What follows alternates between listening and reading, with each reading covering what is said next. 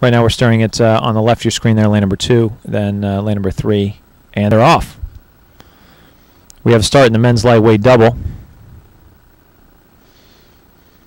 These athletes getting to this point by a time trial, and then from the time trial through heats, and then those people who did not win their heats moved on to the reps, and then top 2 places in the reps.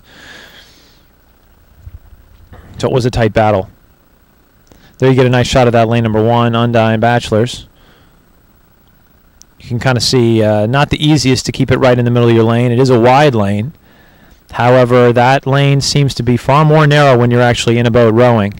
A little bit of timing trouble, or a little bit of tail or crosswind, and next thing you know, you can find yourself in a different lane. And that's what those officials are out there for in those 2 motor launches following, making sure that nobody veers one way or the other. Looks like those boats are starting to come in alongside here. It's going to be a bit of a long shot for our launch, since they have to get back and turned soon enough so that they don't create any wake for our competitors who want it to be as fair a racing conditions as possible. So a bit of a long shot, but we're going to go to it in a moment.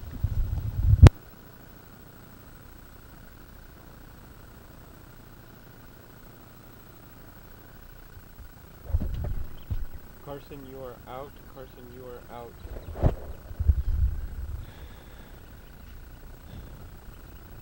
The men's lightweight double is coming to the 500-meter mark. We're picking them up at about 600 meters, a little later in the course than we usually do. But our early leader is GMS Rowing, but not by much. We have only one boat that seems to have slipped too far, a little bit behind, and Training Center Oklahoma City B. But otherwise, we have our leader, GMS Rowing, and they have almost a boat on the field. But for 2nd, 3rd, 4th, it's New York AC, New York AC Composite with the Training Center. And on the far side, on the outside, Cambridge and Oklahoma Training Center Composite. In 5th and 6th place, pretty hard to tell, we have an Undine Bachelors Composite and Oklahoma Training Center B. So out in front, GMS. And then 3rd place, 2nd through 4th is anybody's guess. 5th and 6th are about a boat length behind. A little bit of an advantage now going to this composite boat of New York AC at US Rowing Training Center for 2nd place. They're in lane 3, white tops, black boat. And they are followed very closely by lanes 6 on the outside. 6 actually coming up this Cambridge combination, US Rowing Training Center.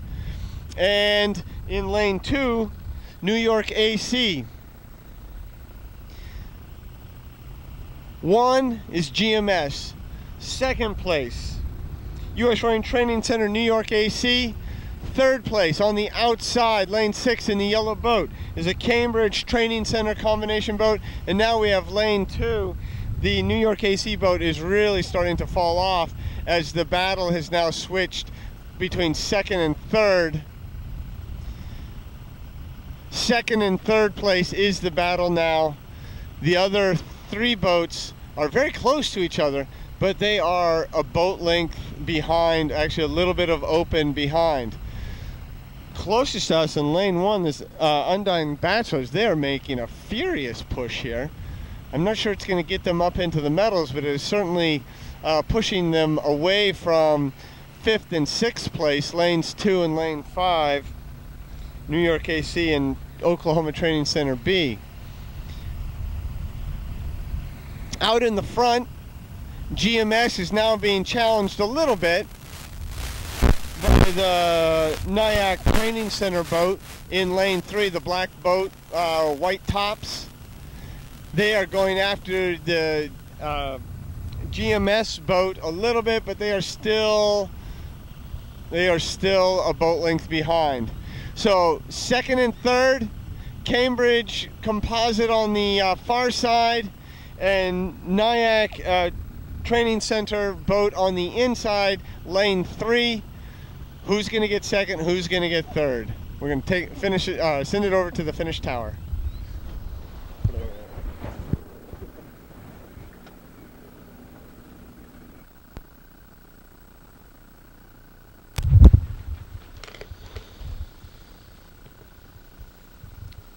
So there in the center of your screen, you see our leaders, GMS Rowing in lane number 4. And then you've got to their right, we have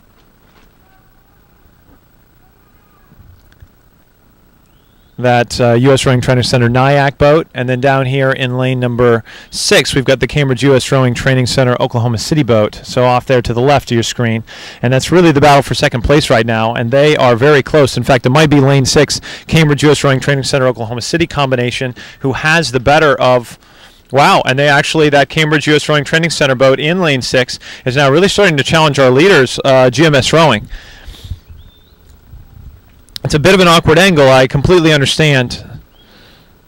But as we come around here, it looks like GMS Rowing has really kicked their sprint up in response to this hard charge by Cambridge U.S. Rowing Training Center Oklahoma City here out in lane 6.